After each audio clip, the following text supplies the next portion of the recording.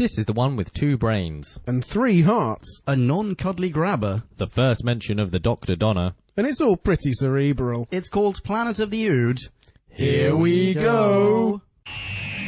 We're still on our endless voyage, all through time and all through space. With Levine and Angels now, Daleks, Cybers, and Dude, wow! Tennant, Smith, and Eccleston, Gallifrey, where it all began. Doctor Who is cool again, that was Russell's master plan. Who back when? Reviewing all new Who there is. Who back when? Subscribe and rate on iTunes, please. Rose and Donna, Amy Pond, Rory, Martha, and beyond. Join us on this odyssey. What other choice could there be than Who back when? Who back when? Hello, ladies and gentlemen of Podcast Land, and welcome to another fantastic episode of Who Back When, a Doctor Who podcast. Or Dogcast. That's right, Nick. Or not fantastic. Still to be proven. I am Ponkin, and I am joined today by Nick. Hello, Nick. How you doing, Podcast Land? And next to Nick, Drew. Hello. Hello, Drew. So excited. Today we are having a little chat about Planet of the Ood. It's the third Donna. Or fourth Donna. It is Fourth one Donna. of those. Do you just not care to count anymore? You're just keeping your head down till this all blows over? I have entirely lost interest in this entire show. You're wrong. Yeah, we outnumber you in this recording. Yeah, you do, don't you? I will say this right off the bat. I love this episode. I think this is a fantastic episode. All elements of it? I mean, do you mean including Donna? Yeah. No. More on that later, folks. Let's jump into Bite-Sized Chunk of Who. 3, 2, 1, and time for us to synopsize. Labify and summarize. So take a pew and grab a brew. and listen to this overview, this free-for-all. We like to call A Bite-Sized Chunk of Who.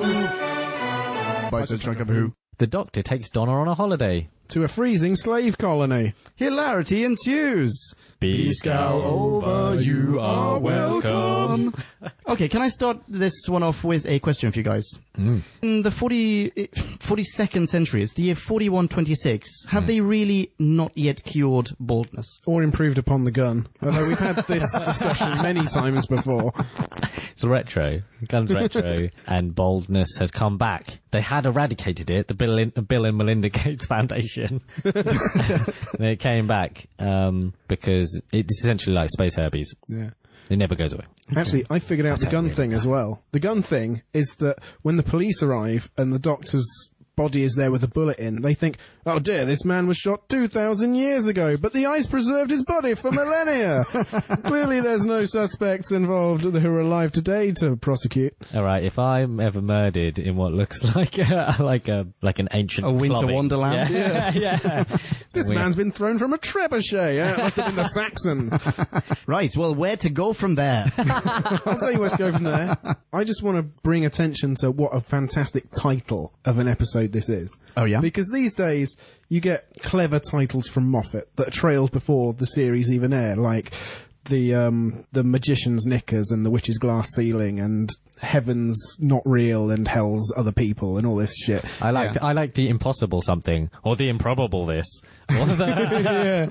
But this is Planet of the Ood. You know exactly what you're getting. You tingle with anticipation. There's a planet full of Ood. It kind of matches the formula of old school classic titles as well. The something of insert race here. Yeah. Like the Power revenge of of the the Daleks. Cybermen, the power of the Daleks, the evil of the Daleks, all of that. The planet of the Ood.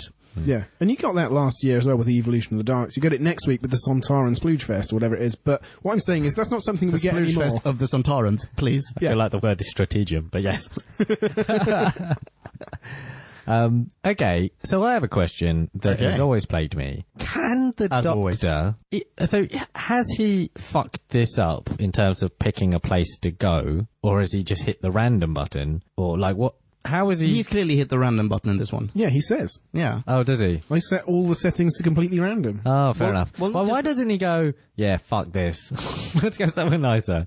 Oh, because he's just interested. He sees beauty in this landscape where she sees nothing but cold and discomfort. But if your point was to say, can he actually direct the TARDIS, or is he just travelling around space and time willy-nilly? Well, I know this clip because obviously I've reviewed like 30 of these, and he clearly can in some, and then sometimes fucks it up, and then sometimes it's all set to random. But I feel like if you've got a companion that you want to show something really nice to because you want to show the wonder of the world, maybe break him in gentle and not take him to a slave colony. Yeah, or But not he even, doesn't know that it's a slave colony. well, don't even run the risk of rocking up at a slave colony. That's what I mean. Oh, so you mean why not go someplace nice that he's already been to?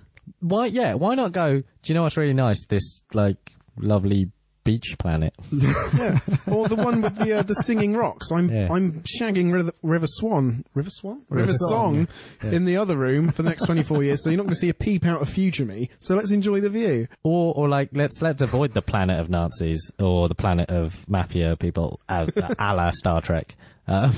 Let's just, no? But he doesn't know that, I mean, for all he knows, it's just a snowy planet. He doesn't know that there is something malicious but our happening point there. is, why not pick someone that you do know Because that he is wants lovely? something new and adventurous. That's how he even introduces it. He goes like, oh, we could be literally anywhere. We're now going to go exploring. We're going to see something we've never seen before. I just think you could do that after that. Okay, so what has he done so far with, what's-her-face? Peril. Yeah, They just got out of a volcano. Oh, yeah, so they were in... Oh, well, see, that was... No, Pompeii isn't a holiday. No. But you know what that was? That was an attempted holiday. Yeah, it was an like, oh, let's Italian- go to Rome and let's have some fun and, let's have some pizza and... Go rock fucking Rome around. then, don't go Pompeii. Yeah, but that was a mistake. Yeah, it was right. an Italian city break. I mean, what do you want? So what is he going to Was do? it the EasyJet version of going to Rome that you end up? Yeah, exactly. The Ryanair airport for Rome is in Pompeii. Is in Pompeii. Yes, exactly. Does this happen immediately after Pompeii? Do we know for certain that there isn't some time in between? Well, the way he talks to her is as if this is the next... they've not been to it, because she says, history is one thing, but an alien planet? Or some Oh, that is true. Yeah. Oh, God. I mean, her performance continuously makes me want to just throw up in my hands. It is so bad. What, you wish she was just there being like, alien planet? So what? Take it all in my stride. No. I feel nothing. Do you know what's worse? Do you know what's worse than those two reactions? Well, that reaction and the one that she actually delivers is the boundless enthusiasm that we've been privy to so far by the companions Martha and then Rose. Is that I'm an alien planet, nothing could possibly go wrong. Let me at it. Whereas she's like, oh, this could be dangerous. Yeah, but I feel like that would be my reaction. Like, yeah, but she doesn't go, oh, this could be dangerous. She goes, oh, this could be dangerous. She's not Scooby fucking Doo. You sounded exactly like Scooby-Doo. That's a great comparison. That's exactly what she sounds like. I thought it was good, and I liked the cutaway of, this is going to be great, oh no, it's just cold. I see a lot of that behaviour in my wife. She goes back in, she gets a coat, and then she's about the right level of enthusiasm, and they're walking along, and they're having a nice time, and they're laughing, and they're enjoying it. I don't know what more you want, man. I have more problems. Oh, okay. It's Well, just go off the ahead top then, of I my guess. head. We talked about this just before we pressed the record button. But if you're going to, create a showroom for your slave wares, where would you put it? Just think it out loud. Do you mean not on a frozen on an ice wasteland, planet? Yeah. Yeah, no, that makes perfect sense. Yeah. Maybe not. Maybe Whack it on the schmooze them on a beach somewhere, have Yeah. lots of cocktails. Or put it somewhere more cosmopolitan, like the Champs-Elysees. So, I don't know, somewhere where rich people are and that they don't necessarily like having to travel to a frozen wasteland for. Yeah, it is kind of weird, but it seemed... Okay, so here's another question for you guys. This is clearly the Planet of View. This is where they were discovered. This is where they even said, like, oh, we found this brain under the ice and so on and so forth. One of the people who are there, like one of the customers, seems to be a reseller.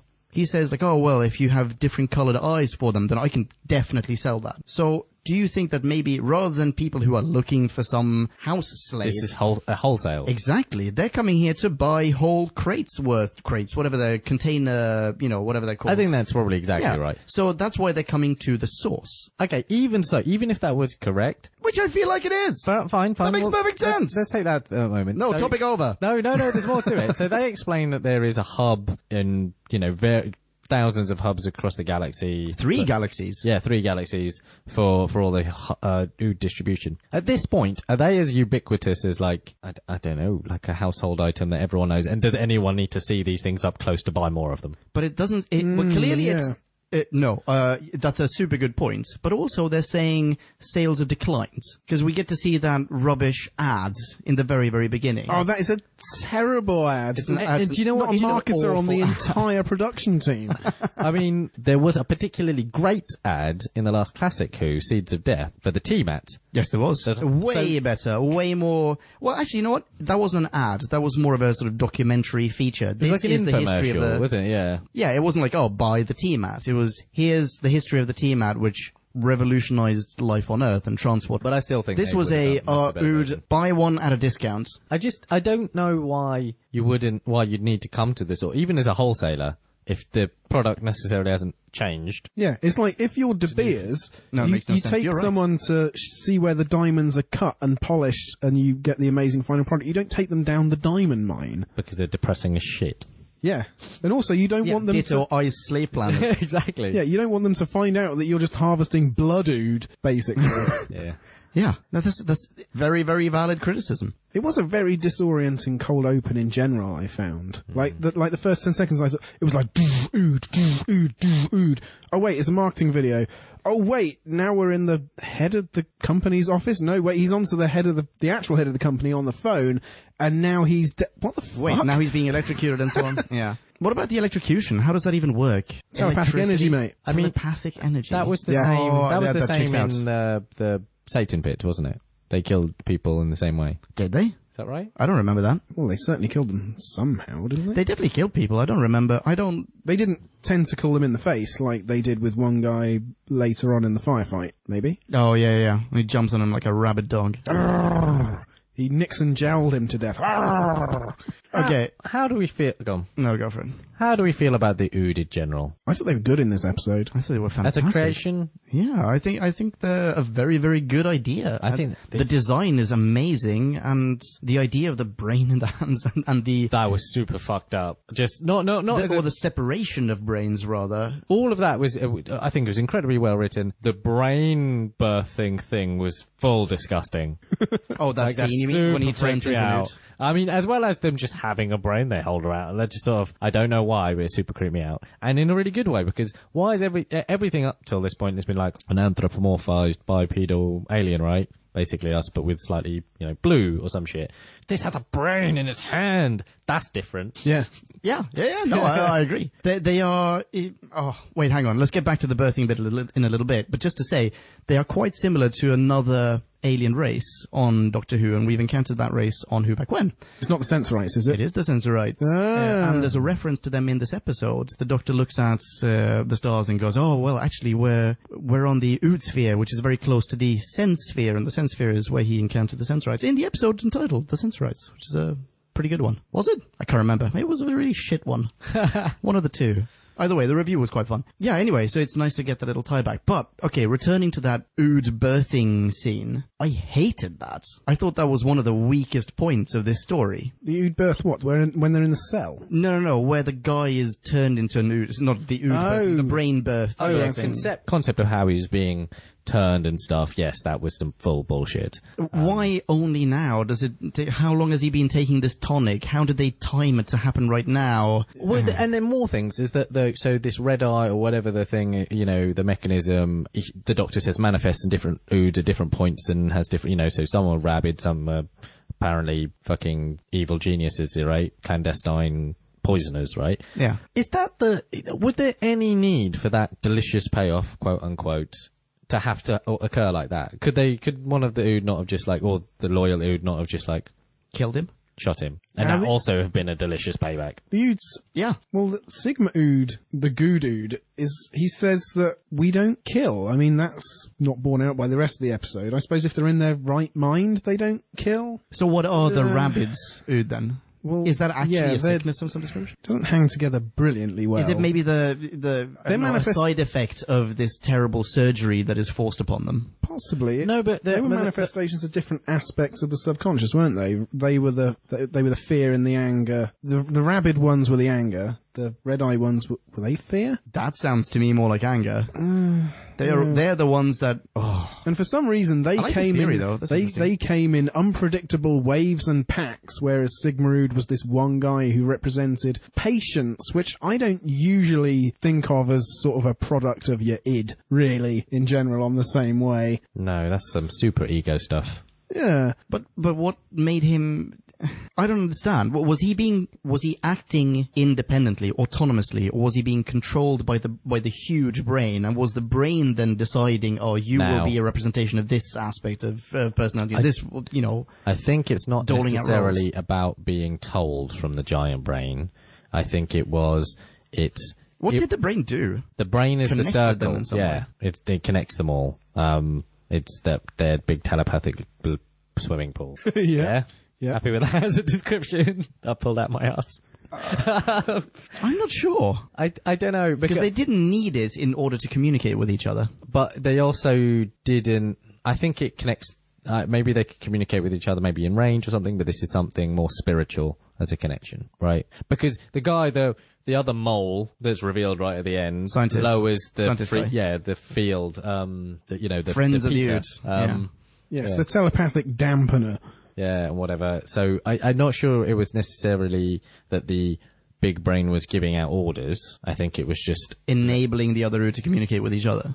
Some version of that. Or at least maybe just, letting in, like you said, some of that id and ego. But I don't know. It's actually really hard to make any of these logical leaps just to know that I think that was a bullshit thing to have done. Sigma, having the delicious power. I don't get it. Why it had to happen like that. It's a bit fuzzy around the edges, which is a shame because there are lots of good elements in this episode that show you that they did put a lot of thought into how they structured it. Well, so Sigma was the house slave. Yeah. Wasn't he? That was his role, and then there were field slaves and that whole... So it's not even an allegory at this point. Not even a thinly veiled allegory. I mean, what did we think of the proselytizing of the Doctor to say, in modern slavery, that sort of back and forth through as Donna is spokeswoman for planet Earth? And yeah, she did a lot of that in this episode. Did a lot of that. Being our voice of the beyond pensant lefty. Well, how did we feel about that? Nice one. Thanks. I don't know. Remind me. Wait, what did she say? She said she sort of immediately called out what this was slavery and horrible.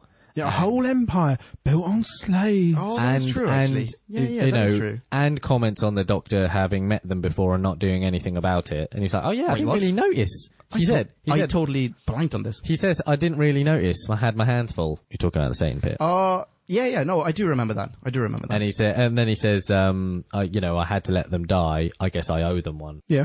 Anyway, they have this back and forth about modern slavery. Who made your clothes? I do remember this. Yeah, I totally forgot about this. Sorry. Now, what do we think about that? Because I often rail against the Doctor who's want to either educate or proselytize or whatever version of, T. Davies and Moffat, whatever their soapbox is for that fucking week. But I actually really like this one. I think it answered a question that we've had in the past in the sense of why is the Doctor taking human around just to lecture it? I reckon RTD put that line in as a sort of response to some feedback he must have gotten.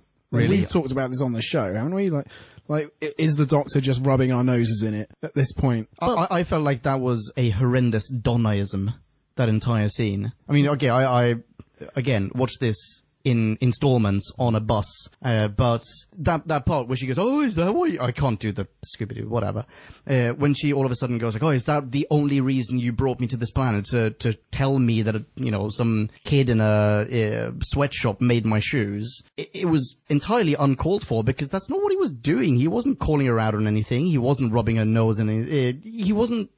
Wasn't he? I don't feel like he was. I think he was. I really think don't he feel like almost he was. patently was when he said, who made your clothes, But that was just to say, like, well, don't judge these people. Everyone's equally bad. It wasn't like, oh, I am better than you are. Although... Which is what she was implying. She was basically implying that he criticizes all of humanity. This is the reason he has a human companion. I think he comes pretty close to that sometimes, to be honest. But not in this scenario, anyway. Well, I don't know who makes the Time Lord clothes, really. I mean, they just materialise within the TARDIS. He probably just steals them wherever he goes. He doesn't look back down the source chain. There's probably a sweatshop next to the swimming pool in the TARDIS.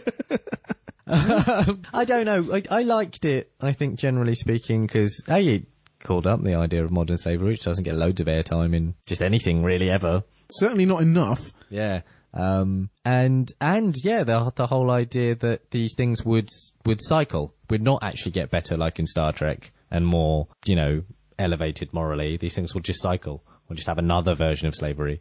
Yeah, because humans are dull and we just do the same shit over and over again. Yeah, like 10 years ago, it was primarily the whole sweatshop effect, and it's not like sweatshops have gone away or anything, but when I was watching it now, the most blatant parallel that sprang to mind seemed to be as clear as day was Amazon and its employees in massive warehouses just being run ragged, so it just manifests in slightly different forms over and over and over and over again.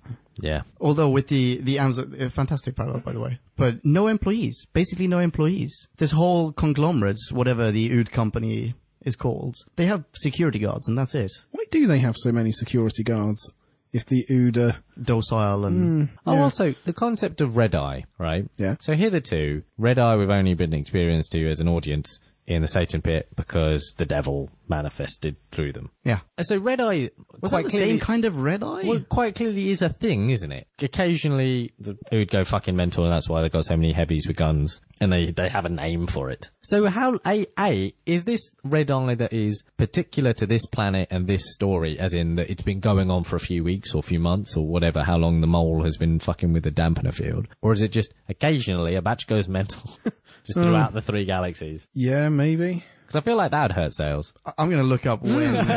Yeah. What are you looking up, sorry? Okay, so I just looked up when the Satan Pit takes place, and it doesn't help us very much. So this one takes place in what? The year 4000 something? 4126. Yes. Satan Place? Satan Place! The Satan Pit takes place in the year 43K2.1. Oh, right. And I don't know if that's 43,000 and something point one. I suspect it's not. Does that even work in hexadecimal? You don't get K in hexadecimal. It goes up to F. Like, do you remember the one with the new Why humans? are you looking at me? I don't know the fuck you're talking about.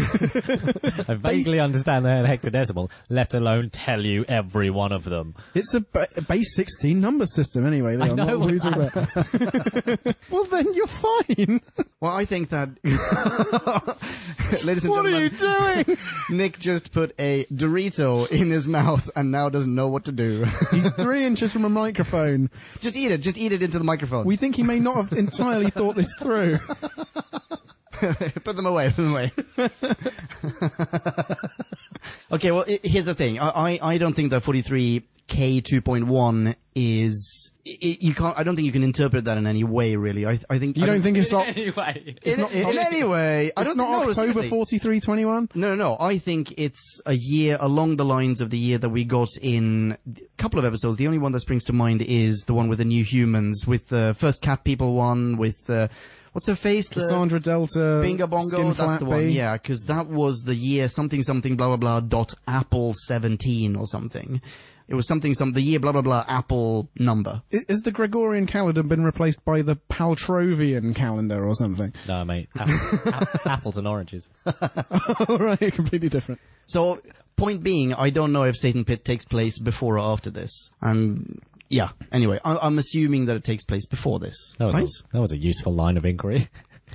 Yeah. Hey, I tried, man. You really did. I looked Tried super hard. I'm proud of you. God damn it. That was really important for us all to go down. Okay, fine. So, linking this back to what we talked about, we did talk about the Satan Pits and the red eye in the Satan Pits. I don't think it's the same red eye.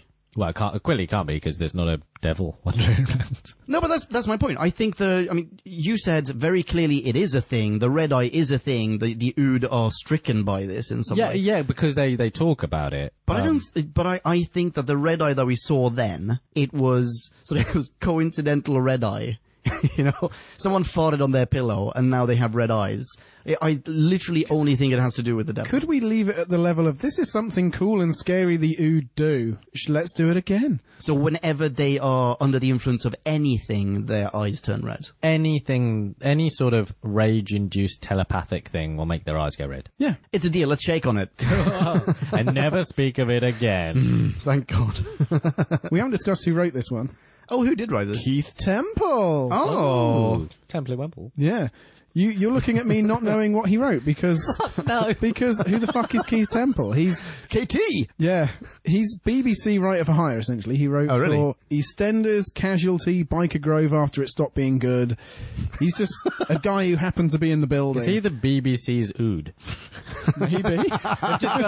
We've just got a basement full of them churning out episodes of Holby City. And then occasionally Doctor Who. That's exactly who he is. Sherlock, I don't know. But he wrote a fairly good episode here. You wonder why he didn't bring him back? Maybe because it's too good. Money? Maybe he just costs too much? Yeah. Maybe he retired. Maybe he wanted to end on a high. Maybe, or maybe Moffat just decided I have to write the last 2 episodes and the first 3 episodes of every series. That leaves no space for anyone, and probably not any women either. Oh no, there was one. Okay, let's talk about some T. Davis nuggets. Such as? The Jam bees. Oh yeah, we do get another reference to the bees. Not the bees! The bees are The leaving. bees, not the bees. Yeah. I thought that was cool.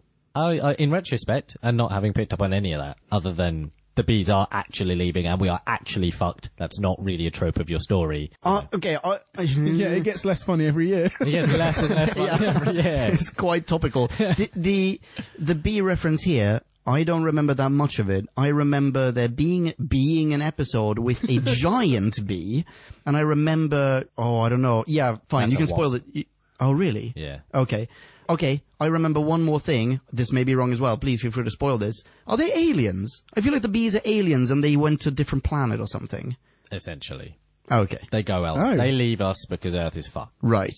Or be So long and thanks for all the flowers, sort of thing. essentially.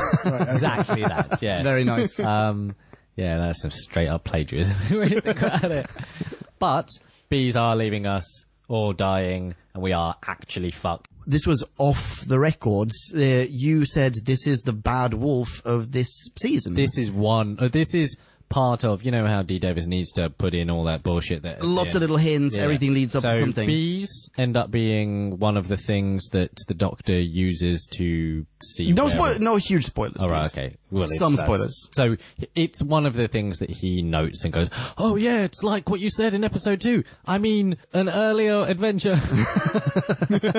And then the other one was the continued reference by the Ood to Doctor and Donna, but not the Doctor and Donna. The Doctor. Dr. Donna. The double Ds. Yeah, Dr. Donna, because again, that is very, very important. See, I don't remember that at all. But the bee thing, is that not literally just one episode? As opposed to something with the gravitas of Bad Wolf, is it not just the plot line of the week? No, because it didn't have any bearing on this plot. Like, 0 bearing. Okay. It was just a mention. But when it happens, is it a thing? Like, is it a, holy shit, we're going to be talking about these bees for the next 3 years? The way that we are still kind of talking about Bad Wolf. I think that when it was written, that was his hope. Oh, okay. Or at least some confluence of the bees and the He just ran out of jam. Yeah, he just ran out of jam. Or maybe had too much jam. There was either a surfeit or deficit of jam. And he fucked up the recipe. Okay. All right. Tough. Can we talk about Halpin a little bit? Halpin, you mean Bezos? Yes. Yes, exactly. Lord Percy. Percy Bezos. This is... Oh, you look like a man with trivia. No, just okay. go for it. Just go for it. I'm He was looking in Notting enthused. Hill. He was in Notting Hill, yeah. He was the guy who... Fucks up the bird. The cooking of the bird when Julia Roberts comes for tea. I was going to say he's the one who marries Hugh Grant's ex-wife. Yes. Bingo. But yeah, Lord Percy from Blackadder. And he was in National Treasure, the Robbie Coltrane one recently, about the paedophile. Oh, not the Nick Cage. No. Not the Book of Secrets brand of National Treasure, Yeah, no paedophiles in that one. as far as we know. I've been ill for a week, people must pay. What I was going to say was that there was I feel like this is crowdfunded, and I also unfortunately feel like this went nowhere. There was an attempt to do a Doctor Who spin-off. I can't remember what this is called. Do you know what this is called? Again, I'm just looking enthused. Oh, okay. Future Punkin, help me out. Bing bong, Future Punkin here. I confess I haven't done that much research, but the spin-off in question is called Minister of Chance, and as far as I understand, it's based off a podcast which may have some sort of continuous narrative. I'm not entirely sure. Anyway, you should definitely look it up. I've only seen that pilot I really wanted to embed it on this page on whobackwhen.com. Unfortunately, I couldn't actually find a playable version of it, but I'm sure there is one lurking somewhere on the interweb, so check it out. It also, in addition to Paul McGann and Tim, Mac, and Ernie, co-starred Sly McCoy, which is pretty cool, right? 2 Doctors, 1 spin-off. So yeah, Minister of Chance. Bing bong. That's what it's called. And it was set in the same universe as Doctor Who, but it didn't star the Doctor. It did, however, star Paul McGann as a different, I believe, a different Time Lord. And one of the main, they only made a pilot. I watched this pilot like 2 years ago, and the star of at least that pilot, I don't know if, as in, you know, the co-star of that pilot, was that guy, the guy who plays Percy. Tim McInerney. That's the guy. So he clearly, if he isn't part of the Whoniverse, he clearly wants to be part of the Whoniverse. What's his name again? Because it sounds like 3 guys. Tim, Mac, and Ernie. I love that. Making that joke a lot. I don't know, Tim. I like the fact that he had a smartwatch. Did he have a smartwatch? Oh, I missed that. Yeah, they communicate via smartwatches. He talks to PR Girl or Piana or whatever her name is. Oh, yeah. Oh, but, I mean, yeah. so did Kirk. I suppose. It just Sorry seemed to piss on that. it just seemed really topical for, you know, right now and our friend Steve.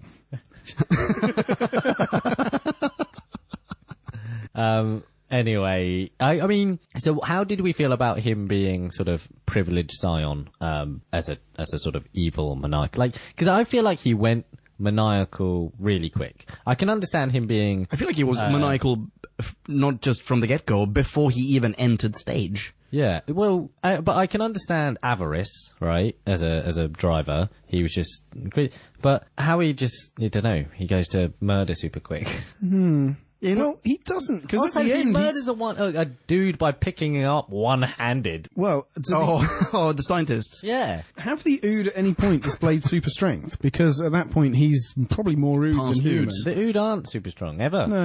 No, I suppose not. So that's not an explanation. I was just ruling that out. So, yeah. But that is a good point. He goes, it's not, I don't feel like he goes from 0 to murder really quickly, because he says he went and visited the brain when he was a child. This is like a family business, right? And he inherited the throne. But he last visited this slave brain 20 years ago, and he's planned the whole thing of blowing it up. What I feel like he's done is he's gone from 0 to let's fuck up the entire family business and my investment and everything in very short time. That's the problem I have with it. Well, no, but that and murder, because he never, I mean, I'm sure him murdering Ood and whatever, but like him murdering people seems quite a step too. But it's just one person, right? And it's the one person who No. He considers it to have stabbed him in the back. He murders that guy and then has he picks up a gun and says, I don't know what it's like to have shot a person, but I'm going to give it a go anyway, or some shit like that. Yeah. And he points a gun at the Dr. Donna.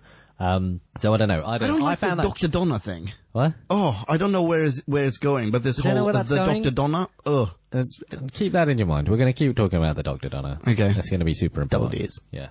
I mean, I think it's a sign of how he hasn't just gone entirely over to murderous batshit crazy, because he spends time sort of talking himself up to it. Like, well, I can't just pull the trigger like that. It's too calm for that. It's not like him talking him through it. He says it with glee. I thought that was a good scene. I thought that was fine, but it really bothers me that, I mean, he doesn't have a backup brain, which means that he's willing to sacrifice his entire empire. Yeah. That doesn't make sense to me. He does say, like, oh, well, we'll start over in, like, completely afresh without cattle. And the cattle being the Ood, right? Well, is he saying, like, well, this business didn't work out.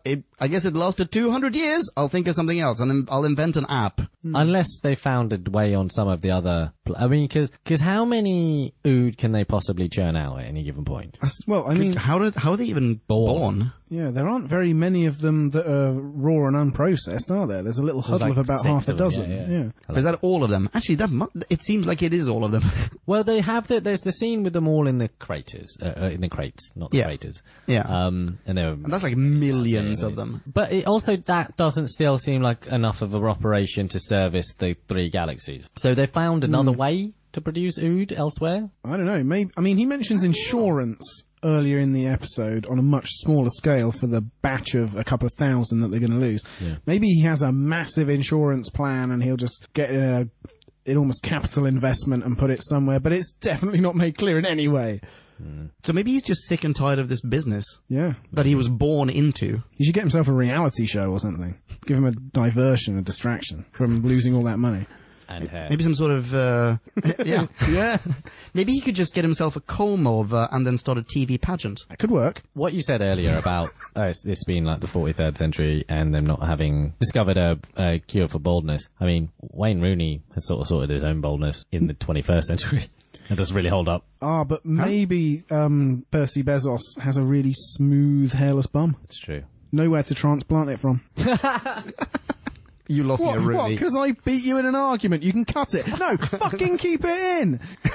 No, because Leon looked at me like, the fuck is Wayne Rooney? No one else is going to understand this. No, I know. Wayne Rooney's the potato who plays football, right? Yes. Potato with hair. Oh, he has hair now. He never used to have hair. I didn't realize that. A full I mean, I bun. assumed contextually that this had happened, but okay. Sorry, the joke was He was lost the on me. man that didn't have hair. Do you know what?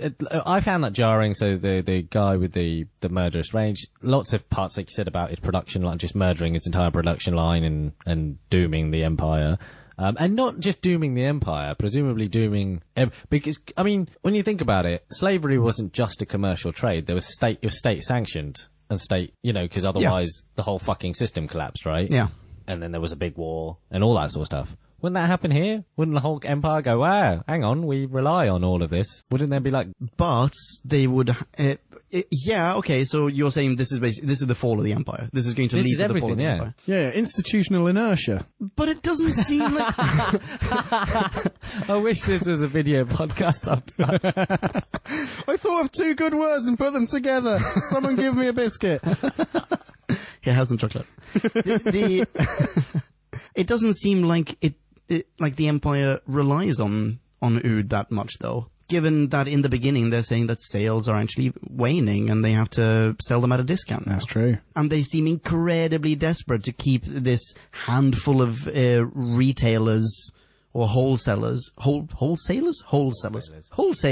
in the room. But maybe it's just one of those terrible, it's like every commercial endeavor, apparently you can only ever experience positive growth. Everything else is a problem. So you might be Apple and be the biggest, best company in the world, but if you don't have positive growth, then that's a problem. So that's probably what they're experiencing. I don't necessarily buy the idea that their sales are declining. That doesn't mean that the oud aren't everywhere. But they... Do you know what I'm saying? Yeah, but I mean, the oud...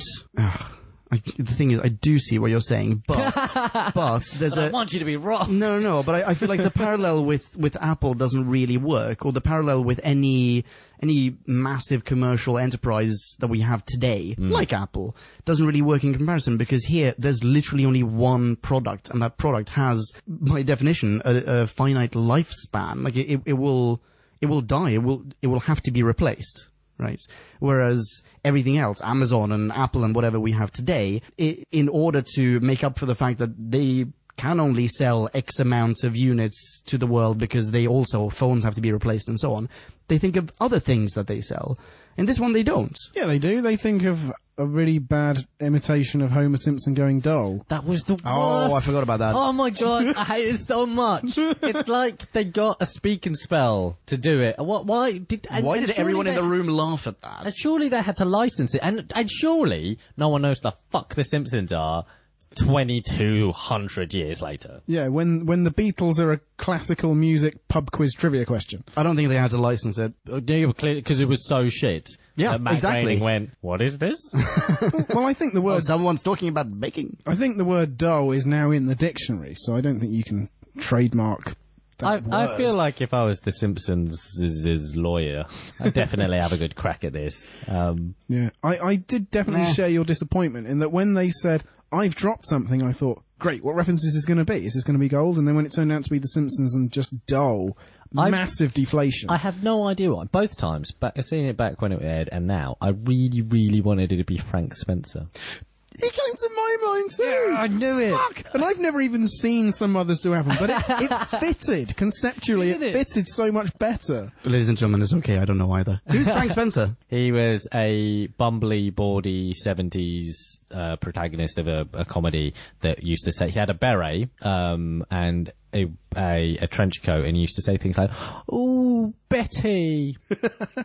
Yeah, vouch for that. Well, that definitely worked. Done a whoopsie. Wow. It's comedy gold. I don't know why. It's just sort of, hardwired into the British cultural DNA. Yeah, Frank Spencer. Cool. All right. Watch some others do have them. What's wrong with you? I've got to get through Heidi High first.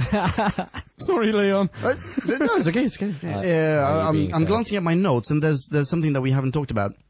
Was it more inaccessible British comedy from the 70s? No, it was telepathy on the part of the Doctor. I thought that. Nice. Only because I was touching your head at the time.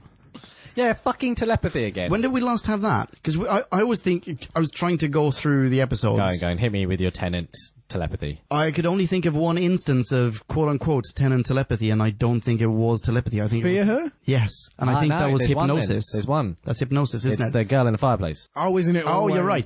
Just because I wasn't on that one. There's Eccleston does some telepathy, I think. Does he not? Where? Show you working. Damn it. I'm sure he does. I'm not sure he does. I'm sure he does. Oh, he does something. No, sorry, he does something completely different. He does a Pertwee thing where he slows time. Oh, with the spinning fan. Yeah. Oh, I hated that. Yeah. I just Hence not revisited. retrocasting that 3 series ago. I'm now on that recording. I hated that. Yeah. After like 120 episodes of Who Back When, I don't know how many of you guys have stuck with us. 139 have stuck with us since the very beginning. But we do really love Doctor. Oh, yeah. Yes. Yeah. We would not be here if we didn't. can't help say things just like, yeah, I fucking hated that. For instance. But okay, so aside from Girl in the Fireplace, when in New Who, because I can't really speak for Classic Who, but in New Who, when has he used telepathy? The mind meld. That's the thing. All of a sudden, he's there's a side to him that's just telepathic. Is this with thingy from Spaced in Daisy from Spaced in Family Blood? I feel like she gets some telepathy when they the alternate future for them, and where he lets her see that, or are they both sharing that somehow? I don't think that was him. I think that was a consequence of, wasn't that sort of the real Doctor giving, what's his name, John Smith? Oh, from Within the Watch. Exactly. Like giving his alternate self this gift. Doesn't she also know things about the Oh no, she reads that in the diary. Yeah. Fuck. So there's this whole other side to his personality that every so often... Yeah. He's an X-Man, and every now and then he just flaunts those powers. And why? Just fucking use them all the time, man. Can you think of how many situations in which telepathy would be kinda handy? As many as a sonic screwdriver, at least. Yeah, and also the ability to slow down time, which I fucking hated. Yeah, me too. Which, by the way, sonic screwdriver doesn't turn up? Yeah, it does. It does. Where? He Yeah, it zaps does. the cell, he fuses the warehouse from the inside. He gets in the warehouse to start with. It's not that. It wasn't. No, it's a big of key. problem, though, He was it? uses it as a lockpick in this one. That's Yeah. okay. It was That's fine, discreet. isn't it? Yeah. Yeah. Okay. So, we're talking about the Doctor and Donna. Yeah. Did you not think they had some chemistry in this episode? Are they not having a good time together? They're not walking around having some fun? Yeah, occasionally. I thought that really did work.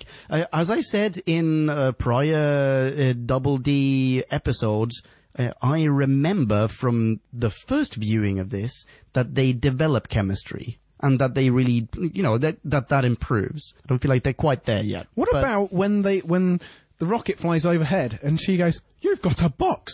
He's got a Ferrari," and she goes off, and the Doctor looks back at the TARDIS and like, oh.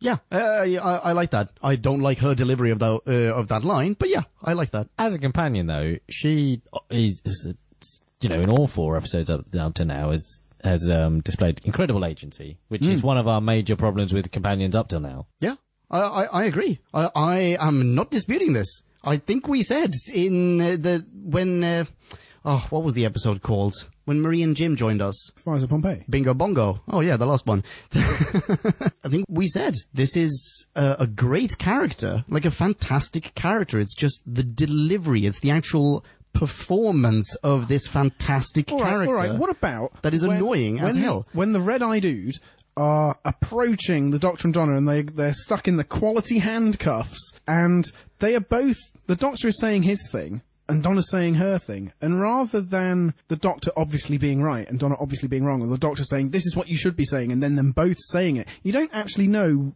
which one of them contributed, or they both contributed equally to the Ood sensing in the telepathic field, okay, let's not kill them after all. They both have equal agency in that scene. Yeah. And that's great. Good writing. Catherine Tate is a national treasure. This terrible actress. In a different sense. Yeah, if every good Also thing not a paedophile. Catherine Tate does in this series, you're just going to go, that was the writing. It wasn't Catherine Tate.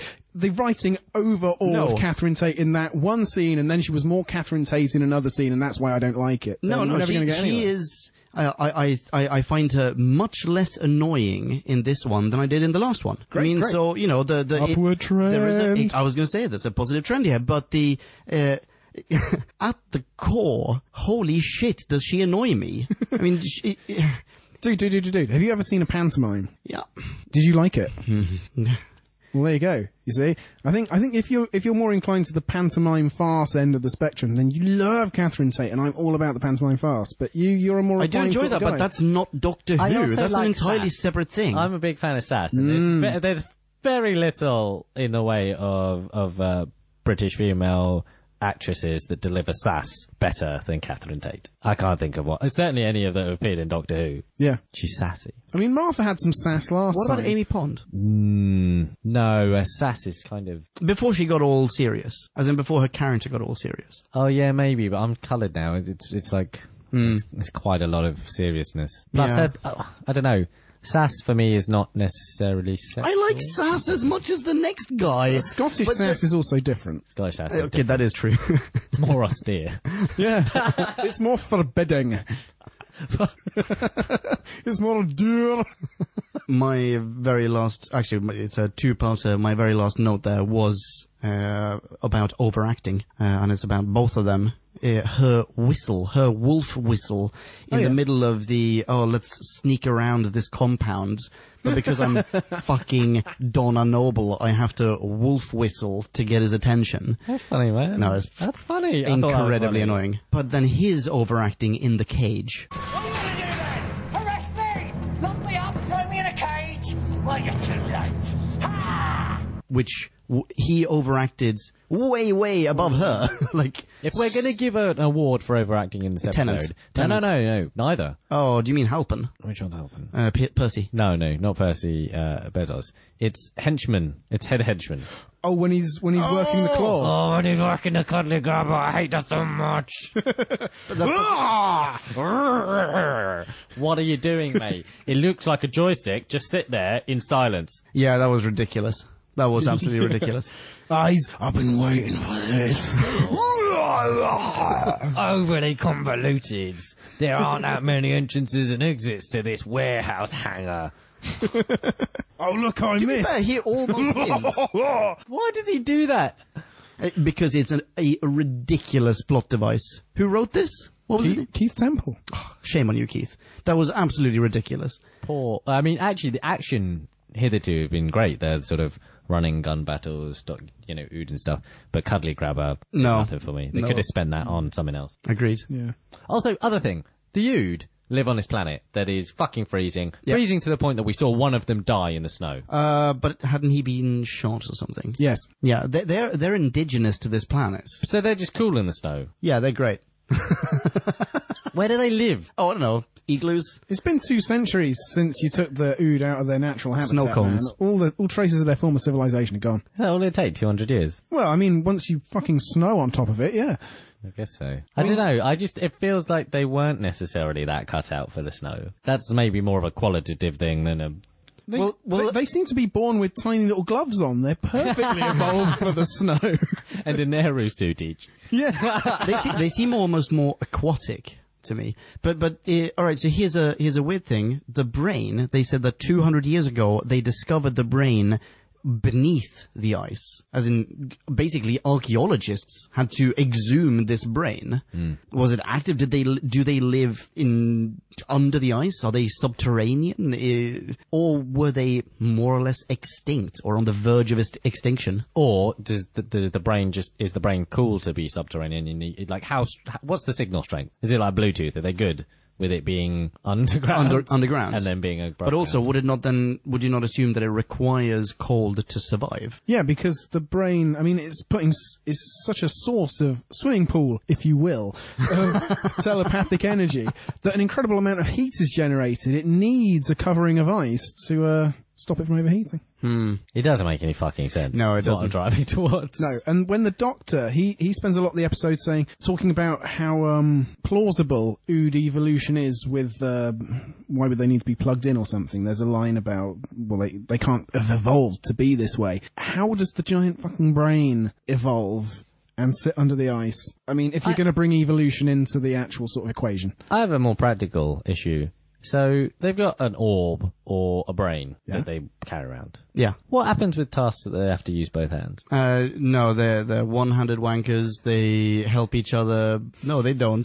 I don't really know what they do. No, they have the little hook on their suit, don't they? Because they join hands and they raise their hands. That's for their little orb. Exactly, not for the brain. Maybe they just plop it back in the mouth. Plop. Yeah, Like a hamster with cheeks full of brains. Oh, that's so fucking gross. Blop, blop. I hope you're not eating right now, podcast land. That's disgusting. Nah, it's just a slightly oversized adenoid to them. Enjoy that matzo ball soup. That's delicious. It is. Yeah. Take a nice hearty bite into that Scotch egg for me, podcast land. Canadals. Make me some canadals. Sure. Great. Like, make me some canadals, Jewish host. You said they were delicious, like you know what they are, so I feel like you could probably make them. Yeah. Now, okay, maybe A curry in a reciprocal racist dinner party. Shall we maybe start to I round this have a off? few things. Surprise, surprise. Just that, am I? Is this a snow thing? We can start with the snow thing. No, whatever you want, man. Because Informer. Leon, we've got different theories about what the Doctor meant when he said, proper snow at last. Yeah, my mind went straight to the last episode, where the ash is raining down on them. That's fucking dark. Yeah. My theory is... Volcanic ash, man. Yeah, no, but it's dark so he'd go, oh, proper snow. Not like that all-encompassing, Fake snow. But in that episode, isn't there a line something like, oh, it's snowing? No, actually, it's the whatever it is. I mean, that's what people in Vesuvius. Pompeii thought it might have been, right? I think probably. Actually, you know what? I'm not sure that is where my mind went. Because what I said, we talked about this before we pressed records, and I said, wait, hang on, there was a recent episode where he says, someone says it's snowing, and he goes, no, I think that's a spaceship burning up on re-entry. Is it the Titanic when it's coming into the atmosphere? Yes, that's where my mind went. Right. No, yeah, exactly. Something burning up on re-entry, and it must be the Titanic. See, my theory is that he's going right back to the runaway bride, where Donna comes along. That's and where my head went. And they have the shittest snow machine that they've hired in the entire 50 years. Is going like, oh yeah, we got real snow. Yeah, this is a production team comment that's been sneaked into the script. Like, finally, we got some fucking budget to go somewhere really snowy and film this. Trivia point from either IMDb or TARDIS Wikia, one of the two. Take your pick. This was shot in August. It was very hot when they shot this, and it's all fake snow. Is it? Yeah. I did not Shocker. pick up on that at all. Yeah, I don't know. Seemed like a lot of fucking snow to just be around. I don't know. They could have gone to Greenland. Well, and were you not convinced then by what has been revealed to be fake snow? Not at all. No? No. I guess actually, it's never real snow. Like, even if they shoot in the dead of winter, it's never real snow, is it? I mean, because they can't control it. What's even more annoying is that, so they're on this they make big expansive shots of CGI'd ice planet, right? Yeah. We know there's ice, sometimes trudging around the ice. And then they basically don't really refer to it again. Like, they might as well not have. It's all in warehouses and shit. It could have been on any other type of planetscape. So why go to all the effort in I August? have literally no idea. Yeah.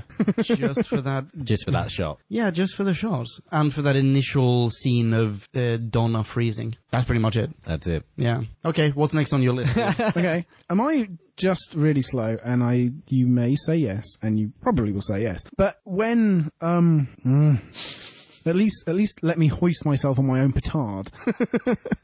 when Love that expression, by the way. he's been giving, Ood Sigma has been giving Tim, Mac, and Ernie, all three of them, the hair tonic that isn't hair tonic and is Ood graft compound. It's ood sperm. Yeah, ood splooge, whatever.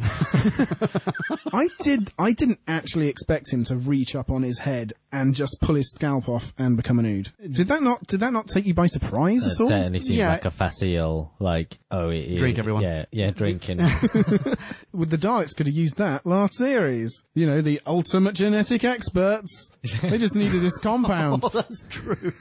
That is super true. They will keep coming back to that every time it lets me down, which is always. But, so, wait, hang on. Is your criticism of this that it was too sudden?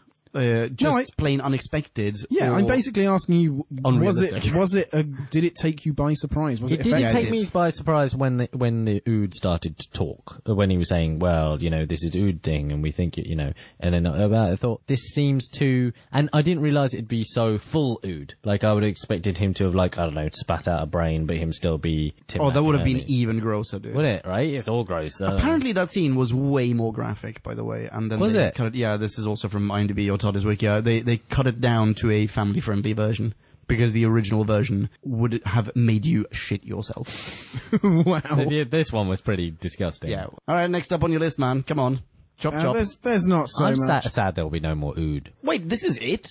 Possibly. Where do you go from here? I think that's it. Oh, nude. Really? The Doctor's liberated the entire race. They're all peaceful now. Surely he comes back, or he just goes. Sigma is a free elf. But you could go further back in time to a time when there are Ood. Yeah. Right? I mean, he goes back in time, or like in so many episodes, and meets prior Cybermen or prior Daleks that haven't met him before. I think this is one of those fixed point in bullshit. Well, they'll never. There's loads of scope to revisit, but that doesn't but they preclude him- never will. That doesn't mean that he can't visit other Ood. As long as he doesn't. No, sorry. affect No. this This moment. is, sorry, we're talking cross purposes. I'm not saying that this is a fixed point in time. I'm saying this is a fixed point in bullshit, where the screenwriters will never revisit it because for an editorial reason, not because it's not internally consistent with the logic of the Whoniverse. Yeah, I think it wraps it up in a nice, neat little bow. The denouement, they won't violate it. Yeah, I go feel back like and this- muddy the waters. Bing bong, Future Pumpkin here again. Okay, so I had to do a little bit of digging for this one. Tremendous research. I went to Todd's Wiki. Here we go. The Ood do actually reappear on a number of occasions. First off, they appear in the 2008 to 2010 specials, The Waters of Mars and The End of Time. They appear in The Doctor's Wife. Make an appearance in the mini-episodes Death is the Only Answer. Don't even know what that is. I need to check that out. Then they showed up in the webcasts, Pond Life, I remember those. And very recently in The Magician's Apprentice, Face the Raven, and Hellbent. So that's super recent. I don't remember them showing up in that. I don't know. If that's incorrect, then Todd's Wiki is to blame. They also appear in countless video games and one novel and approximately 1 billion Titan comics. That's right. Among other things, one called An Ood Thing to Say. That's pretty funny. Check out that super duper ood-tastic cornucopia of Who. Okie dokie. Back to the show. Bing bong. 1 point is we Okay. have another fucking countdown from 200 in this episode. Bloody countdowns. And the only reason we didn't have one last week is because it's hard to make a really cinematic countdown out of a fucking sundial. What's with you and countdowns, man? What's with Doctor Who and countdowns, man? But that's not my main point. My next point, and this is the last point. Yeah. Ethical question. Question about literally Doctor Who's ethics. Oh, wow. Because the Doctor, we get insights into the poignant tragedy he carries around in his universe-comprehending mind. He hears the Song of the Ood, Yeah. and it's a constant drag on him. And he says at one point to Donna, they're beginning to discuss this, about sometimes it's not better not to know what's right and what's wrong. And then he says something like people who think they do know what's right and what's wrong are like Tim McInerney's character. Isn't that just carte blanche for him to make it up as he goes along? Should we not hold him to higher standards than that? Wait, hang on. Say that again? What does he say? Donna can't tell, when I travel with you, I can't tell what's right and what's wrong Yeah, anymore. Actually, I do remember this. And the Doctor says, oh, it's sort of better that way, with his wise side mouth. But what? The point being, that That if he you should have can't- some sort of moral objective rather than moral relativism.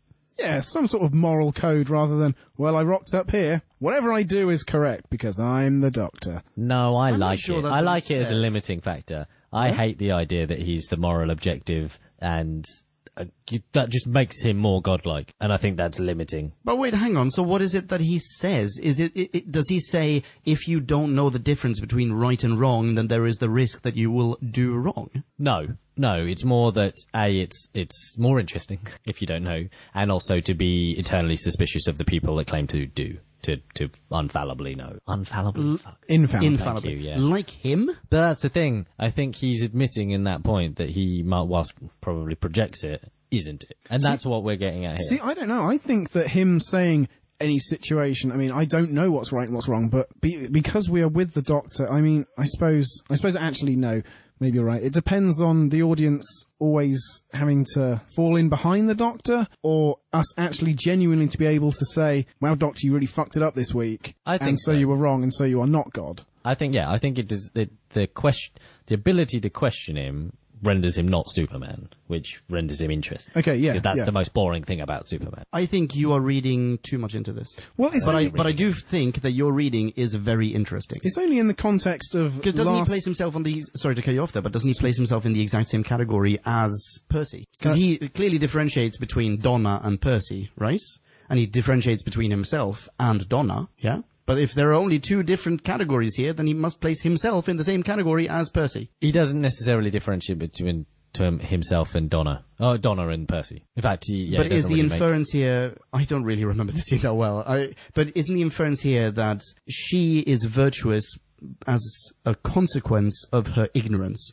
As in, not knowing what is right and wrong means that she is a good person, is what I'm trying to say. Wow. Whereas he is not a good person, meaning he must not be ignorant. He must be able to identify. I don't think he's necessarily a dichotomy between himself and Donna in that scene. I think he's essentially saying, welcome to how I have to perceive the universe. And so they're in the same ballpark now that she doesn't know what's going on in terms of right and wrong either. Right. I only asked this question because all through the last series, we had the Doctor contradicting himself in situation after situation, and his ethics were all over the place. In one episode, he had to save one person of one abundant species, and then in the next he could just commit genocide. Yeah. And so in fact has on numerous occasions. Yeah, so I guess that's where I'm coming from. Definitely he's interesting, but he's also fucking dickhead.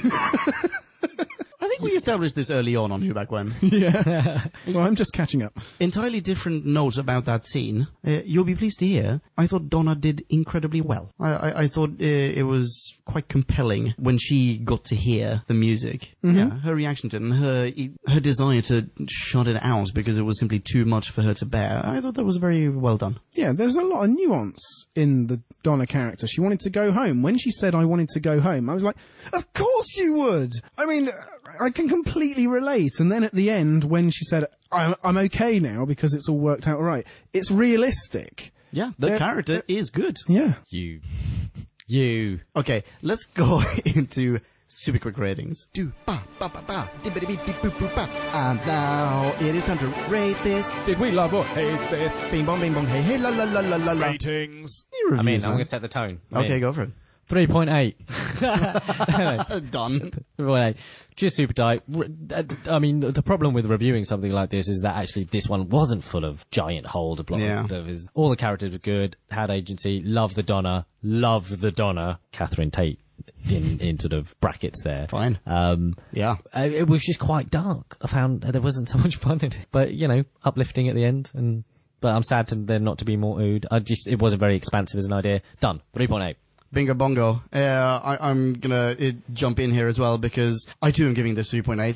For a moment there I was thinking, maybe I should give this 3.9 just to be different. But no, I'm giving this... well, that wouldn't have worked. Aha, I see. No, I'm giving this 3.8. It's a really good episode. Boom. Despite Donna. Okay. I can get this done in the time you did. Tight episode, lots of good bits and scenes, structured well. Rabbit must have been fairly scary for children, framing at the scene. Compare that to Somnolent Pigmen from last year. I mean, just do that. Come on. Anyway. Catherine Tate was more than adequate. Doc did well, poignant moments. Tim McInerney wasn't brilliant. The big brain was silly. Lots of things to think about. I hate Amazon, so everyone should see this episode, 3.9. That's a very nice mini. Listener minis. We have a listener mini. Hey, Leon, who's it from? Tracy from America. Apollo, get out of there!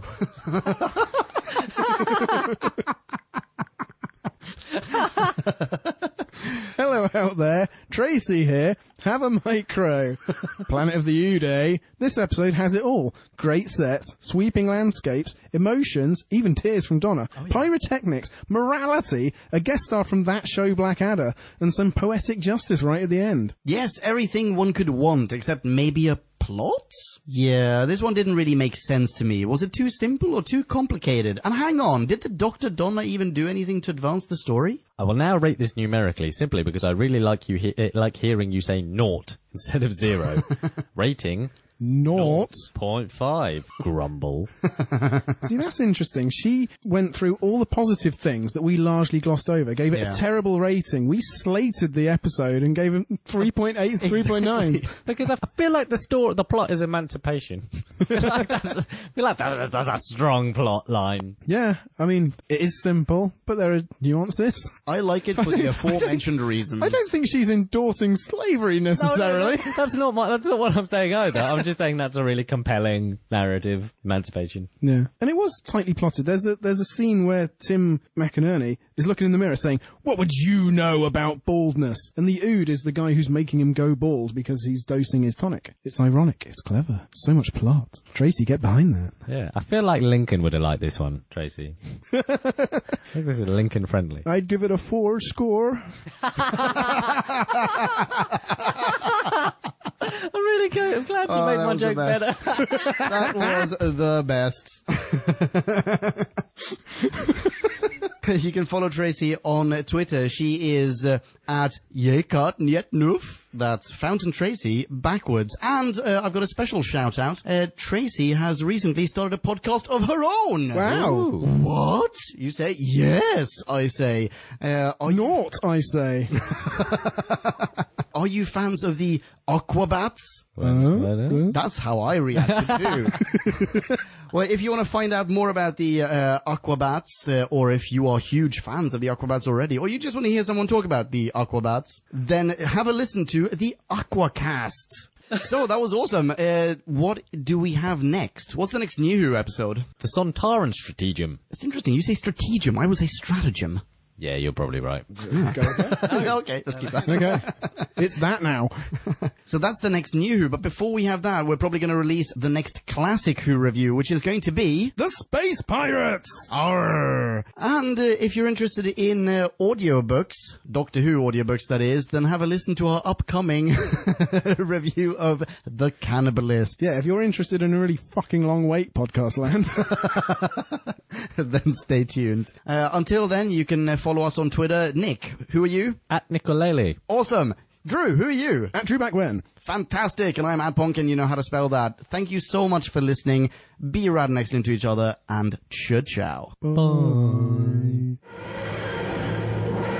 Kablamo! Did you enjoy the show? Then please do what the cosmos compels you to and spread the gospel of Who Back When. Tell your friends. Don't have any friends? No problemo. Tell some strangers. Like us on Facebook. That's facebook.com/Who Back When, all in one word. Are you on Google Plus? Then find us on Google Plus. That's plus Who Back When. And when you do, tell us why you're on Google Plus. Who Back When just got its very own Twitter account, no lie, so give us a follow. You guessed it, that's at Who Back When, all in one word. Check us out on SoundCloud, vote us up on Reddit, listen to us on Stitcher, and head on over to our website, whobackwhen.com, where you can leave a comment, submit a review of your own, and peruse our visual index of aliens, monsters, and more, which increases in kablamos with every episode. And lastly, give us a rating and review on iTunes. Not only would it make us super chuffed, and it really, really would, but as thanks, we will transmigrate your iTunes nom de plume into the credit list of trailers for fake Doctor Who audiobooks produced by Who Back When. Have a poke around our bonus episodes to make more sense of that. That's it. Rock on and be rad and excellent to each other. Catch your earballs in our next Classic Who review, New Who review, or, still funny, Audio Who review. Ciao. Who Back When?